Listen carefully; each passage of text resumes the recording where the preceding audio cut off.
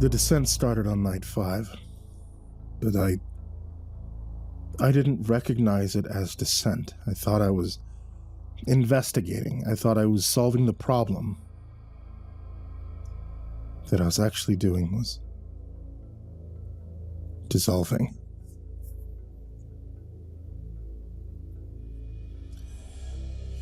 Dale came in from his shift at 1800, and when he saw me at my desk, he smiled with teeth that were slightly too white. "Rough day, buddy?" he said. And the words were right, the tone was right, but the cadence was mine, the exact rhythm I use when I'm checking on someone who's had a bad call. "I'm fine," I said. "You always say that." He smiled, his laugh, the one I do when I'm deflecting. "Even when you're not.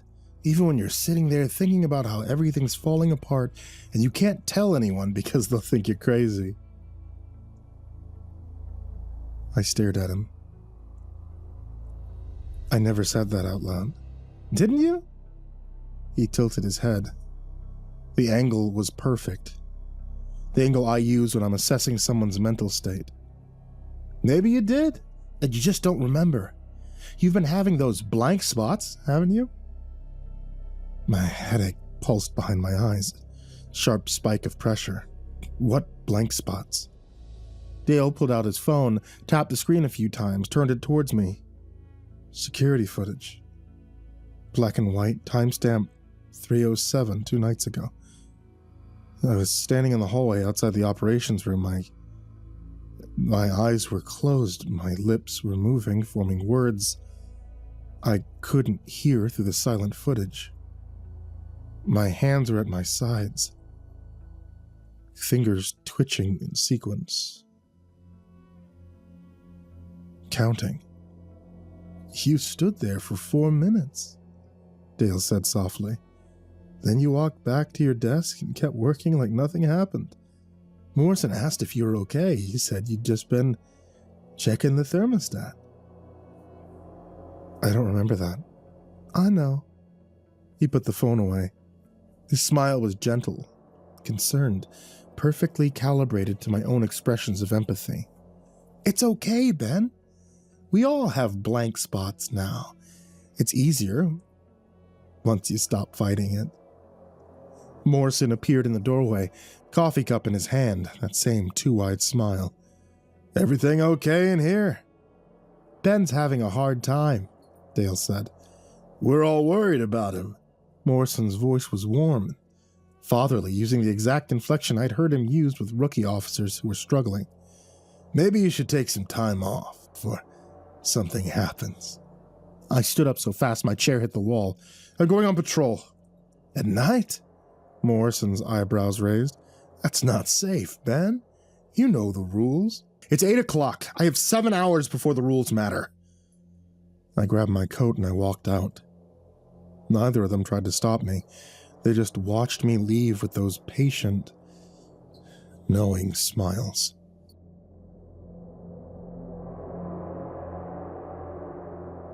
Outside, the cold hit like a fist. -42. Kind of cold that makes your lungs ache, turns your breath to ice crystals before it leaves your mouth. I got in my truck and started driving with no destination in mind, just the need to move, to be away from those smiles. That's when I noticed the night clerk through the station window. Mary, 60-something, always hums hems while she filed paperwork. She was standing perfectly still at her desk, head tilted at that familiar angle, staring directly at me with pupils so dilated her eyes looked black. I drove. The headache had evolved beyond pain into something else. Pressure, density, like my skull was filling with frost, ice crystals forming in the spaces between thoughts. Sometimes when I blinked, I saw after images. A tall figure standing in my peripheral vision, a hand reaching for my shoulder, the shape of someone's face pressed against the passenger window, breath fogging the glass from the inside. I pulled over on an empty stretch of road and checked my phone. 3 missed calls from Sarah. 2 voicemails I couldn't bring myself to listen to. A text from Thomas. Need to talk. I stared at that message for a full minute. Then I opened my phone and scrolled back to the night of the rescue. The gap was still there. Photos from 2:45 showing my gear laid out on the station floor. Then nothing until 4:23 showing me filing paperwork with what looked like mud on my boots. No, not mud, frozen blood. I drove to Thomas's house. Sat in the driveway for 10 minutes, engine running, heat blasting, trying to steady my breathing. His truck was there. Lights on in the kitchen. Through the window I could see him sitting at the table, head in his hands. I knocked. He opened the door and looked at me with eyes that had forgotten how to sleep. "Show me a picture of your daughter," I said. He just stared. "Nika, your daughter, the one I saved. Show me a picture." Thomas reached into his pocket, pulled out his phone with shaking hands, scrolled through his photos. He turned the screen toward me. A boy, maybe 6 years old. Dark hair, bright smile, holding up a fish almost as big as he was. "Tobias," Thomas said quietly. "My son. My only son." "No!" The word came out broken. "No, you have a daughter. Nika, 8 years old. She took the dog sled out to check the nets. I found her in a frost heave at 3:09, and I brought her back." "I know you did." His voice cracked. "I know you brought someone back, but Ben, I've never had a daughter. I've checked my birth certificates, my tax records, my wife's medical files. We only had Tobias. He's 6. But I remember thanking you for saving Nika. I remember bringing you salmon. I remember her face." He grabbed my arm, fingers digging in hard. "I remember things that never happened, and the more I try to hold on to those memories, the more they slip away and they get replaced by things they feel wrong. Wrong, but everyone else says they're right." "What do you mean?" "Bias's birthday. My wife and I celebrated it 2 weeks ago. He turned 6. But when I look at the photos, he's in clothes that are too small. And in the background, there's a shadow.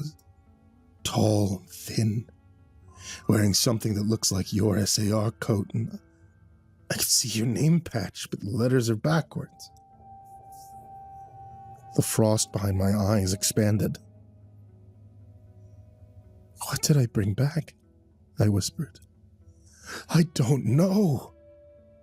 Thomas's eyes were wet. "But it's wearing your face now. 3 nights ago, Tobias woke up screaming, saying there was a man in his room who looked like Officer Harper, but his smile was wrong. I checked, I found nothing. When I turned on the lights, there were boot prints in the frost on his window. From the inside, Ben. Like someone had been standing in his room, breathing on the glass." I backed away from his door. My mind fractured. I'm sorry," I said. "Don't be sorry." His voice followed me to my truck. "Just fix it. Whatever you did, whatever deal you made, fix it. Fix it before it takes everyone."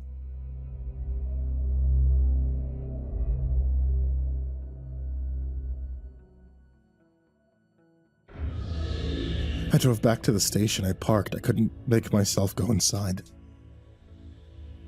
The building looked wrong. The windows were glowing, but the light was too steady. It was too perfect. There was no flicker. There was no shadow, just flat, even illumination that made my eyes hurt. Dale was visible through the operations room window. He was typing on his computer, that same mechanical precision, his posture too straight, his movements too measured. Every 30 seconds he stopped, he tilted his head, and he resumed typing like a metronome, like clockwork. I couldn't go in there, not yet. I drove to the library instead. Margaret was at her desk, even though it was nearly midnight. She looked up when I entered. Her smile was immediate. Wide and wrong. "Benjamin, working late." I need to see the archives again, old records, everything you have from before 1960. "Of course." She stood with that fluid grace that belongs to someone decades younger. "Right this way." She led me down the stairs. The air grew colder with each step, my breath fogging in the dim light. The basement smelled like old paper. And something else. Something organic and rotting. "Here we are." Margaret gestured to the shelves. "Take your time. I'll be upstairs if you need anything."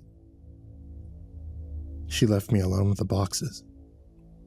I started pulling files, incident reports from the 1950s, search and rescue logs, community newsletters, every document I'd looked at before, trying to trace Akna's presence through the decades, but the photos, they were different now. 1956 group photo, Auntie was back. She was standing in the second row this time, clearly visible, same gray hair, same smile. 1968 dedication ceremony, there she was, front and center, shaking hands with the mayor. The wartime civil defense meeting, she was at the podium speaking to the assembled crowd. She hadn't been erased. She'd been rewritten, made more visible, more present, like reality was retroactively adjusting to accommodate her existence. I kept digging, going further back. 1947, a photo of volunteers clearing snow from the old airstrip. Auntie in the background holding a shovel. 1932, a blurry shot of a town meeting, Auntie sitting in the third row. 1921, a formal portrait, the kind taken with old cameras that required long exposures. Everyone else slightly blurred from small movements, but Auntie was perfectly clear, standing at the edge of the frame with her hand on the shoulder of a small girl. That girl maybe 8 years old. I turned the photo over, written in faded ink, rescue volunteers with the Koczynski girl, found alive after 3 days. Miracle. That girl. The girl looked exactly like Nika. My hands were shaking so badly I almost dropped the photograph. I kept going, pulling boxes I hadn't noticed before, files that seemed to appear as I searched, and in every decade, every generation, there was a photo. A young girl lost and found, and in every photo, somewhere in the frame, was Auntie. 1909, a child found in a snowdrift. 1887, a girl who wandered away during a storm. 1856, a daughter thought drowned beneath the ice. All of them the same age. All of them with the same dark eyes, the same serious expression. All of them alive because someone had found them. Someone had gone into the dark and brought them back, and in each case, within a month of the rescue, someone else had vanished. An adult, a volunteer, a hero. The ledger always bounced. I was about to close the last box when I found it. Not a photo, a book. Leather cover, walrus ivory toggle. Kind of binding that predated modern bookmaking. I opened it with trembling fingers and the pages crackled with age. The handwriting was Cyrillic mixed with Inupiaq symbols, scripts flowing together like water mixed with oil. But I could read the first entry, maybe because I needed to, maybe because it wanted me to. Akna, daughter of the storm, 1721, keeper of the balance. Let no debt go unpaid, let no name leave the ledger except in exchange for another. Her name was written in rust-brown ink. Blood ink. Every page that followed was filled with names, hundreds of them, thousands. each one carefully inscribed, each one crossed out with a single decisive line, and next to each crossed name another name, written in fresh ink. I flipped through decades, centuries. The handwriting never changed, the same careful script, the same shaky hand. At the very back, on the most recent page, I found my own name. Harper, Benjamin, SAR officer, debt assumed, 307, 6th night. Balance due 7th night. Below my name, a blank line waited. I sat there in the cold basement holding the book, understanding finally what this was, not a record, a contract, a bill of sale. The physical manifestation of the deal Akna had made 3 centuries ago. The book was still open to my page when I heard footsteps on the stairs.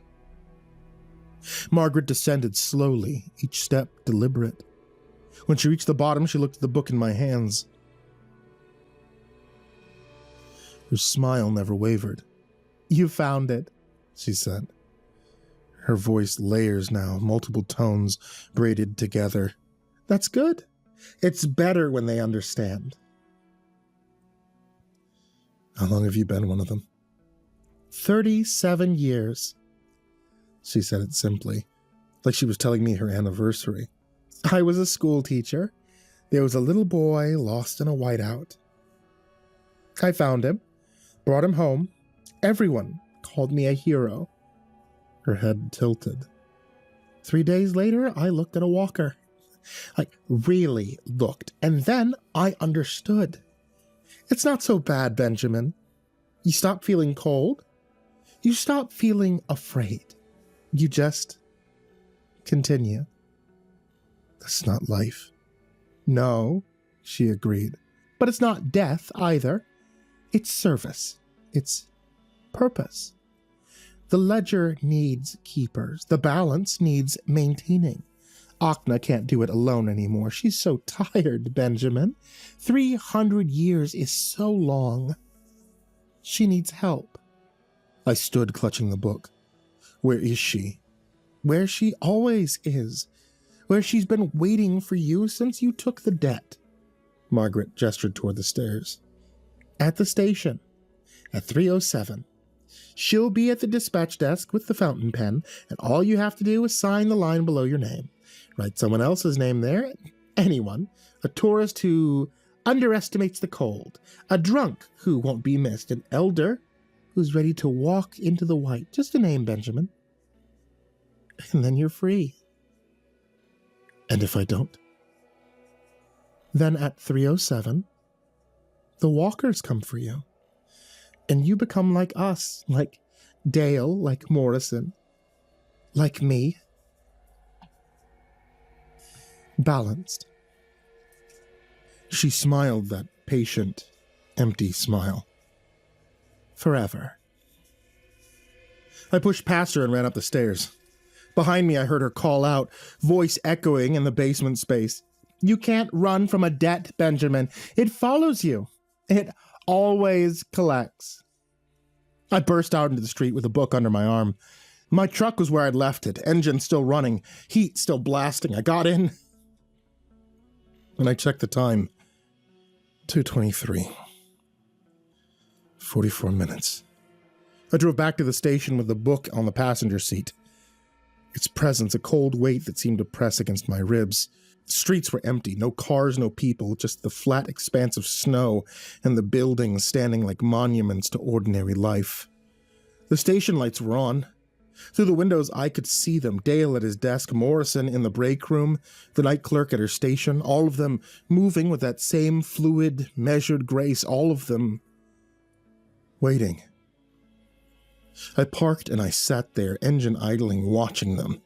In the rearview mirror, I saw a movement, a figure, approaching from behind, tall and thin, silhouette cutting sharp against the aurora-lit sky.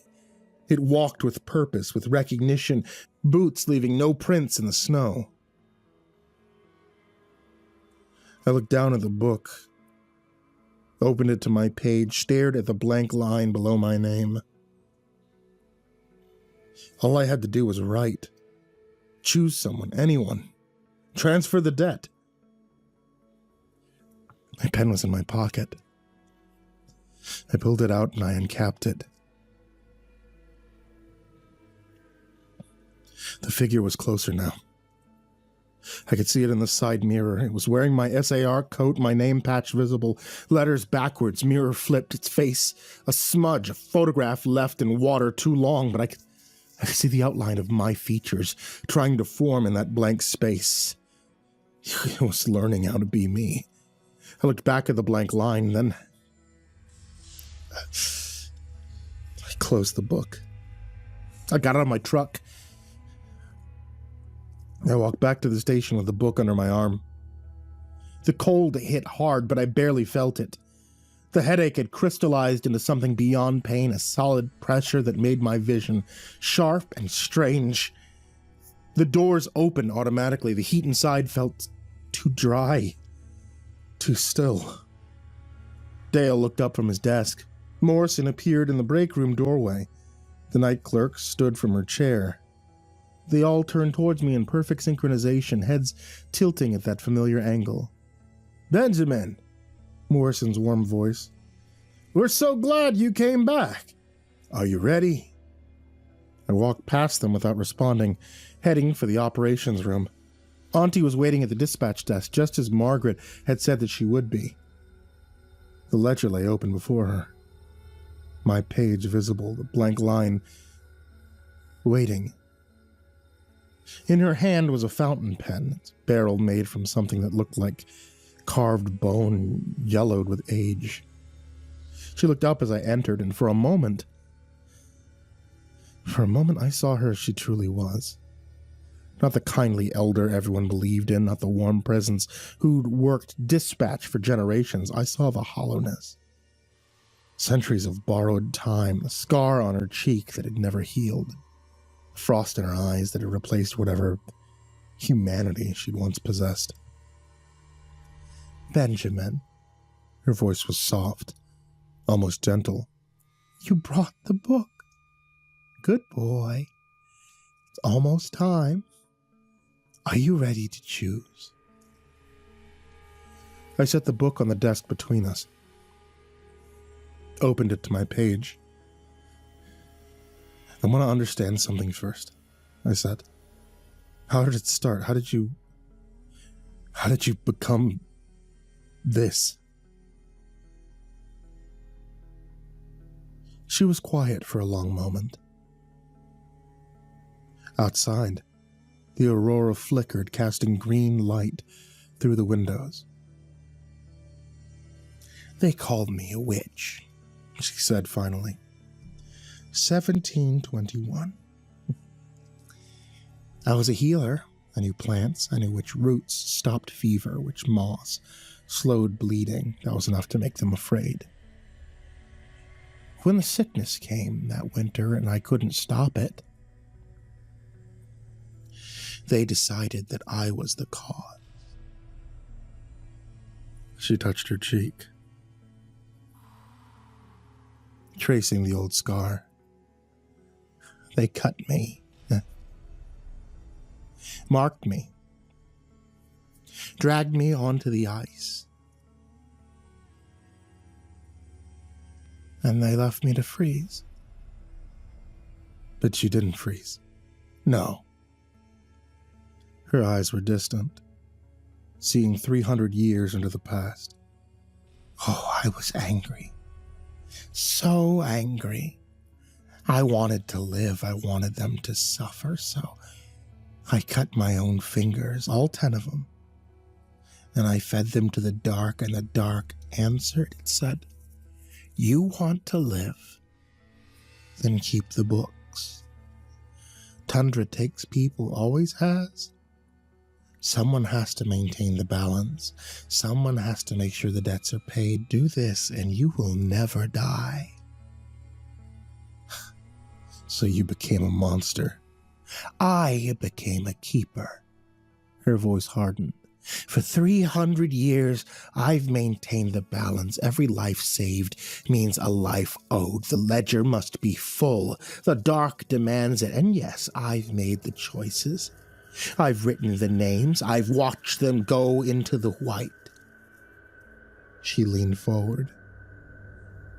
But I've also saved thousands, Benjamin. Thousands of children who lived because I made sure someone else paid their debt. That has to count for something. It doesn't. My voice was steady. You became what hurt you. You've done to others exactly what those villagers did to you for 300 years. Their face twisted. You don't understand. You can't understand. The dark doesn't forgive debts. It doesn't forget. If I stop, if the ledger goes unfilled, it takes everything, everyone. The balance collapses. Then let it collapse. She laughed, sharp and bitter. You sacrifice this entire town, everyone you've ever met, for what? Principle. No. I picked up the book. He held it between us. I'd sacrifice the system, the one that you've been feeding for 3 centuries, the one that only exists because you kept agreeing to it. I opened the book to the first page, to her name written in blood ink, never crossed out. The ledger says the debt can be paid by the hand that wrote it, I said. You wrote your name first. You made the deal. You've been paying with other people's lives for 300 years, but the original debt, that was yours, Akna. It's always been yours.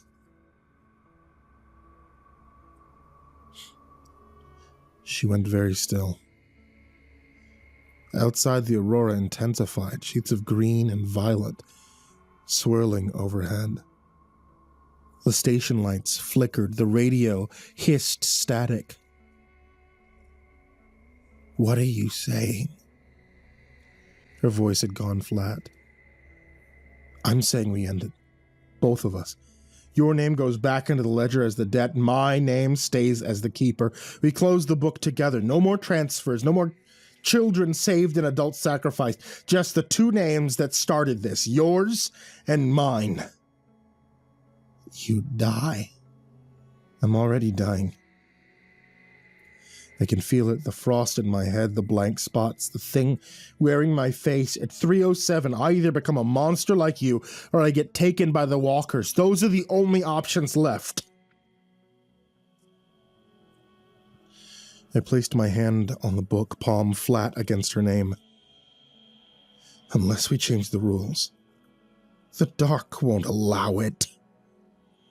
Then let's find out. I reached across the desk and took the fountain pen from her hand.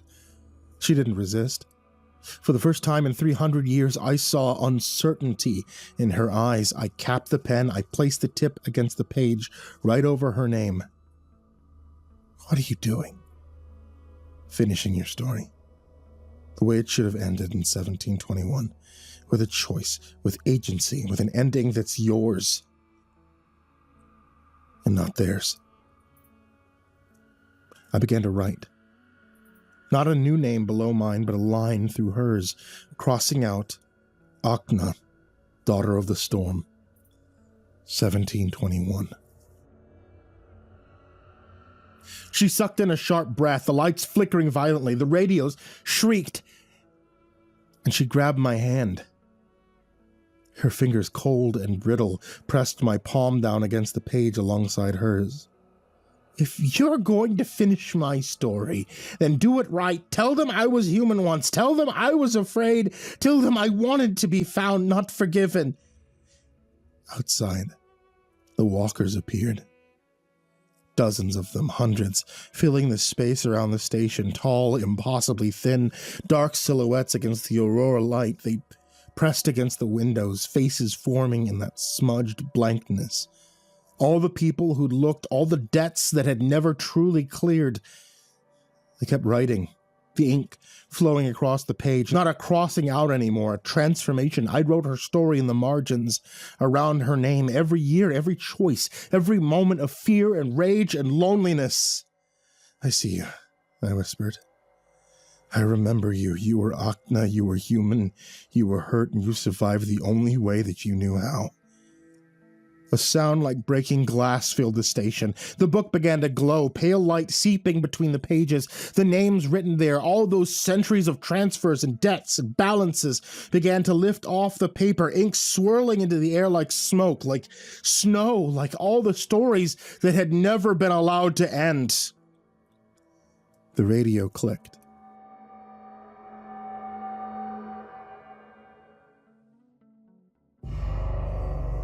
"307. The walkers moved as one. Not toward me, toward her. They flowed through the walls like smoke, like memory converging on the dispatch desk. Shadow hands reaching out, dozens of them, hundreds. All the people she'd named over 3 centuries, all the debts that had been transferred and never truly paid. She didn't scream, she didn't fight. She just looked at me with eyes that had finally remembered how to be afraid, how to be relieved. Thank you for remembering me as human. And then the walkers took her. Not violently, gently, like they were helping an elder to her feet, guiding her towards a door that had been waiting 300 years to open. The light from the book intensified, becoming painful, white, and absolute. I felt the frost on my head crack, shatter, the pressure releasing all at once, leaving behind a clarity so sharp that it hurt. The station went completely black. I don't know how long I sat there in that darkness. Could have been seconds. It could have been hours. Time felt negotiable, plastic, like it was resetting itself to account for something that had been bent wrong for too long. When the lights came back on, the book was blank. Every page, every name. 300 years of entries gone, just empty vellum, yellow with age, waiting to be filled with something new, something that didn't require a sacrifice. The fountain pen lay on the desk, snapped cleanly in half. I picked up the pieces and put them in my pocket. And then I heard snoring. Dale was asleep at his desk, head pillowed on his arms, breathing deep and even. Real sleep, human sleep. I walked over and shook his shoulder gently. He startled awake, looking around in confusion. "Ben? What time is it? Why am I here?" "Hold it on later," I said. "Come on, let's get some coffee." In the break room, Morrison was slumped in a chair, coffee cup still in his hand, completely out. The night clerk was gone, her coat missing from the rack. Probably went home hours ago and nobody noticed. Everything felt normal, mundane, real in a way it hadn't been for 7 days. I checked the security footage, scrubbed back to 3:07.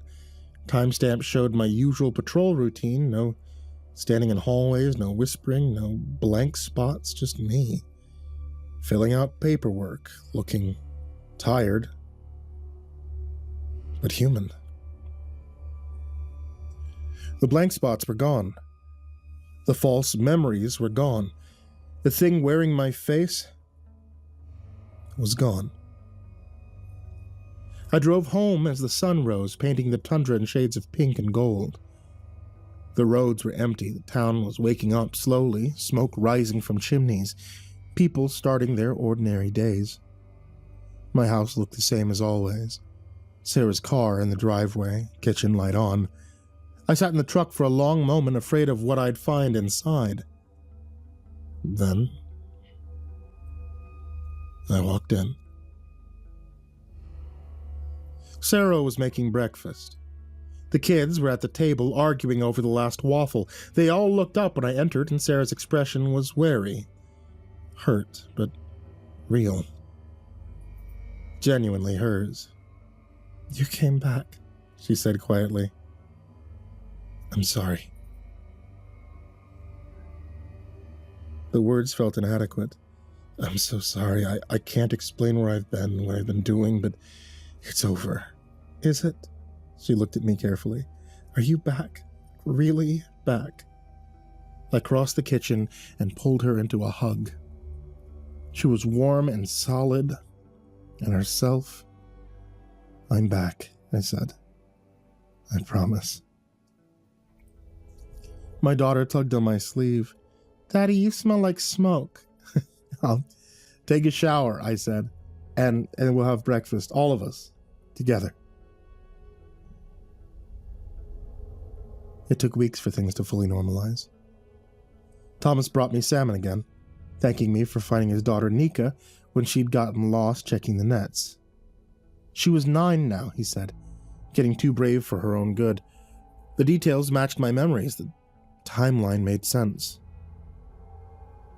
I never asked him if he remembered having a son named Tobias. Some questions are better left alone. The station ran its usual operations: search and rescue, welfare checks, the occasional tourist who underestimated the cold, but the success rate improved. Fewer people went missing, fewer debts needed balancing. Auntie's cabin sat empty. According to the borough's record, it had been abandoned since 1978, which now matched what the archive showed. Her name appeared in some historical records, but only where it made sense. A volunteer, a community leader, someone who'd helped when help was needed, and then moved on. The ledger stayed blank. I kept it locked in my desk drawer at the station, checking it occasionally to make sure no new names appeared. It remained empty. Clean. Waiting. The radios still clicked at 3:07. Every single night, that sharp, metallic snap across all 5 channels. I checked the logs. It went back for as far as our records existed. Not 11 years, not 100, just a feature of the equipment, probably. Atmospheric pressure, electromagnetic phenomenon. The aurora does strange things to signals. That's what I told myself.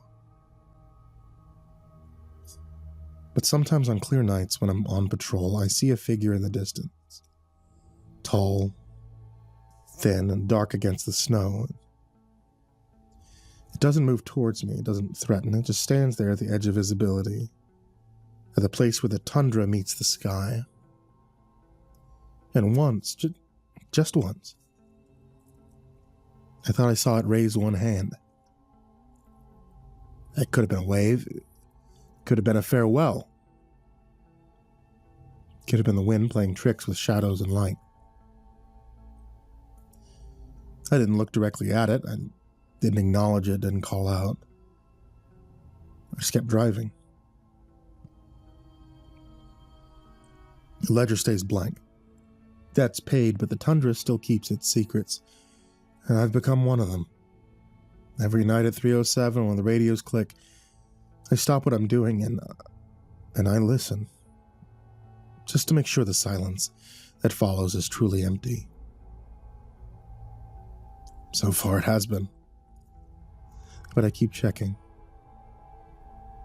I'll always keep checking, because that's what keepers do. We watch. We listen. We remember. And we make sure the dark stays empty of names.